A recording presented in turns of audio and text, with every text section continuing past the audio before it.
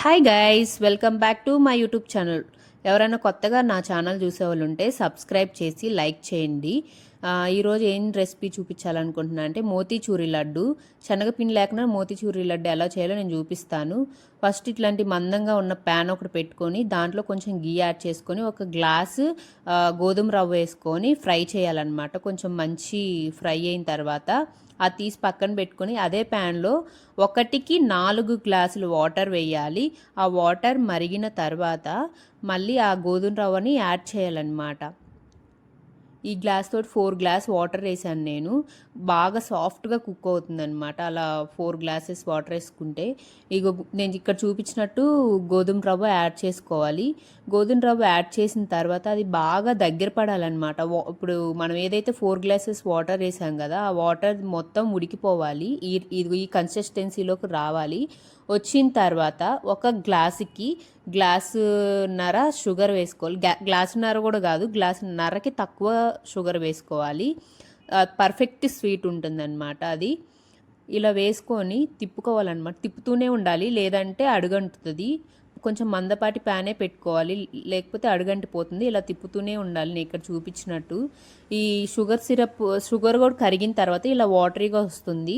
అది కూడా దగ్గర పడింది అంతవరకు బాయిల్ చేసుకుంటూ ఉండాలి. ఇదే టైంలో కొంచెం ఫుడ్ కలర్ యాడ్ చేశాను, అది మీ ఇష్టము.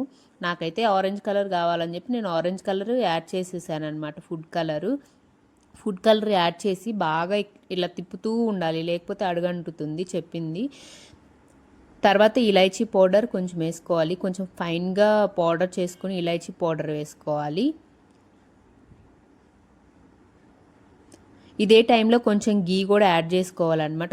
కొంచెంగా 2 టైమ్స్ గీ యాడ్ చేసుకొని తిప్పుతూ ఉండాలి. ఇప్పుడు ఇలాచీ పౌడర్ వేసి తిప్పాలన్నమాట. తిప్పుకొని అది కన్సిస్టెన్సీ కొంచెం బాగా దగ్గరగా అయ్యేంత వరకు తిప్పుతూనే ఉండాలి. లైక్ బాల్ టైప్ రావాలి, అదే లడ్డూ టైప్ రావాలి. లడ్డూ టైప్ వచ్చేంత వరకు తిప్పుకుంటూనే ఉండాలన్నమాట.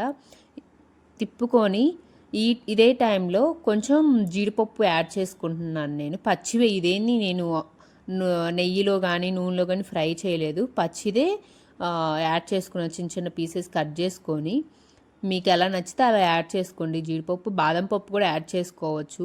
నేనైతే ఓన్లీ జీడిపప్పు యాడ్ చేసుకున్నాను. ఇప్పుడు ఇది స్టవ్ కట్టేసిన తర్వాత పక్కన పెట్టేసేయాలన్నమాట. గోరువెచ్చంగా వచ్చేంత వరకు ఉంచుకోవాలి. అదే టైంలో మళ్ళీ కొంచెం గీ యాడ్ చేసుకున్నాను నేను.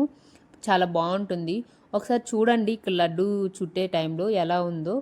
ఇట్లా కొంచెం చేతికి గీ యాడ్ చేసుకొని చుట్టుకోవాలన్నమాట. చాలా టేస్ట్గా వస్తుంది లడ్డు అయితే మాత్రం. చూసారా ఇక్కడ నేను ఎలా చూడుతున్నాను.